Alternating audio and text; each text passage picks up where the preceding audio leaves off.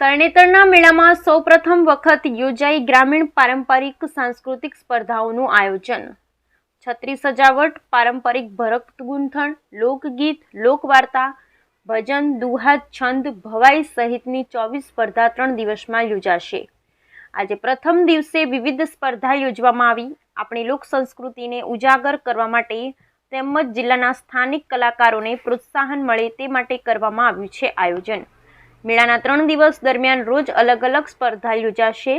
સ્પર્ધામાં ભાગ લેનાર સ્પર્ધકોમાં પ્રથમ 3 નંબરના વિજેતાને પ્રમાણપત્ર, શિલ્ડ તેમજ રોકડ ઇનામ આપી પ્રોત્સાહિત કરવામાં આવશે।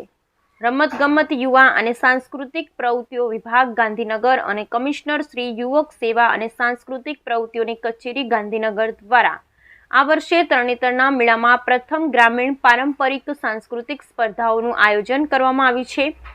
જિલ્લા યુવા અને સાંસ્કૃતિક પ્રવૃત્તિઓની કચેરી સુરેન્દ્રનગર દ્વારા પરંપરાગત વેશભૂષા ભાઈઓ, પરંપરાગત વેશભૂષા બહેનો, છત્રી સજાવટ, પારંપરિક ભરત ગૂંથણ, લોકગીત, લોકવાર્તા, ભજન, દુહા, છંદ, ડાક ડમરૂ ગાયન સાથે વાંસળી સિંગલ, પાવા જોડિયા પાવા, એકપાત્રીય અભિનય, ઐતિહાસિક ધાર્મિક પાત્રો, રાવણ હથ્થો ગાયન સાથે રાસ, શહેરી ગ્રામ્ય ભવાઈ, બહુરૂપી હુડો રાસ, લોકનૃત્ય, મુરલી શરણાઈ, એકલ નૃત્ય, લાકડી ફેરવવી, ઢોલ જેવી વિવિધ સાંસ્કૃતિક સ્પર્ધાઓનું આયોજન તરણેતરના મેળામાં કરવામાં આવ્યું છે। આજે પહેલા દિવસે ડાક ડમરૂ, વાંસળી વાદક, ઢોલ જેવી વિવિધ રમતો યોજાઈ, જેમાં લોકો મોટી સંખ્યામાં વિવિધ સ્પર્ધામાં જોડાયા હતા। Bureau report, Brijesh Trivedi, Surendranagar.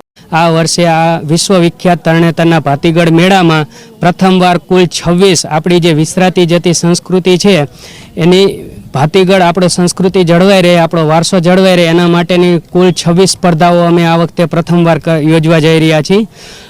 સ્પર્ધકો તરફથી ખૂબ જ સારો પ્રતિભાવ મળી રહ્યો છે। પ્રથમ દિવસે અમે 8 સ્પર્ધાઓ યોજીશું જે વાદનની છે, આવતીકાલે 8 સ્પર્ધાઓ છે એ ગાયનની છે અને પરમ દિવસે જે 8 સ્પર્ધાઓ છે એ રાસ, છત્રી સજાવટ, વેશભૂષા એવી કુલ 8 સ્પર્ધાઓ છે। આ ઉપરાંત શ્રેષ્ઠ રાવટી અને શ્રેષ્ઠ ખેલૈયાનો પણ આ વર્ષે અમે પુરસ્કાર આપશું। પ્રથમ, દ્વિતીય અને તૃતીય વિજેતા થશે એને શિલ્ડ, પ્રમાણપત્ર અને રોકડ ઇનામ આપી અને એમને અમે પ્રોત્સાહિત કરશું, જેથી આપણો આ ખરેખર તરણેતરનો ભાતીગળ મેળો છે એની ભાતીગળ સંસ્કૃતિ જળવાઈ રહે એ જ અમારો અને સરકારનો એ ઉદ્દેશ્ય છે। આ ઉપરાંત આ મેળામાં આ વર્ષે સુરેન્દ્રનગર જિલ્લાના જેટલા પણ રાવણ હથ્થાના કલાકાર છે આશરે 35 જેટલા એ અમે 3 દિવસ મેળામાં ફરતા રહીશે અને એમનું કલાનું પ્રદર્શન કરશે।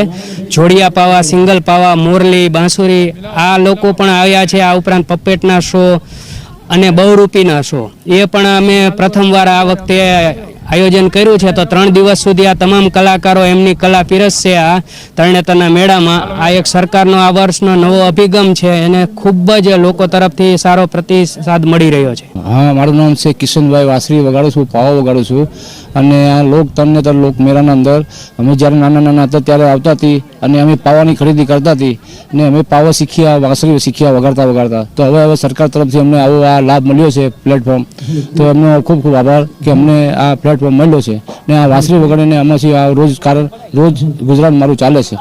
અહીંયા શરણાઈ વગાડે છે, પછી પાવો હરીફાઈ હોય, ઢોલની હોય, પછી હાથા રાવણ હોય, સંત ધુવા હોય, હરેક વસ્તુ અહીંયા આપણે કલાકારનું ડાક ડમર હોય, બધું હોય। અહીંયા આપણે આયોજન વર્ષો આખા ગુજરાતમાં, ગુજરાત લેવલના અંદર 1st નંબર મેળો આપણો આ તરણેતરનો થાય છે આખા ગુજરાતમાં, વર્લ્ડના અંદર।